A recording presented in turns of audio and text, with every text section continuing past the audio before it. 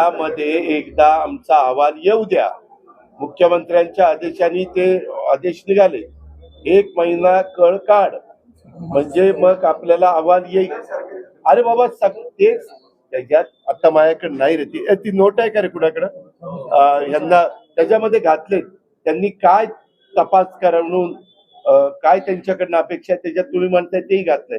पुन्हा अशा प्रकारच्या जमिनी असणाऱ्याच खरेदी किंवा काही होऊ नये म्हणून काय खबरदारी घेतली गेली पाहिजे असं त्याच्यामध्ये सांगितलेलं. आता माझ्याकडे नाही तर मी तुम्हाला लगेच. दादा ह्या केसमध्ये मोडस ऑपरेंडी अशी आहे, त्या प्रॉपर्टीवर भूमी अभिलेखकडे जायचं, नावं चढवायची इतर हातातली, ती मुख्य याच्यात आणायची, नावं चढवून मग खरेदी खत करायचं आणि ताबा मारायचा. हे लेपिकेशन करणे एक टोळी आहे बेसिकली, अनेक टोळ्या आहेत. थांबण्यासाठी तुम्ही म्हणताय ते माझ्याही कानावर आलेलं आहे. म्हणून मी पुन्हा पत्रकार मित्रांनो आपल्याला सांगतो की ह्या संदर्भामध्ये हे जे काही आहे त्याच्यात नक्की विकास खारगे आणि त्यांची टीम ह्याचाही नक्की तपास करतील.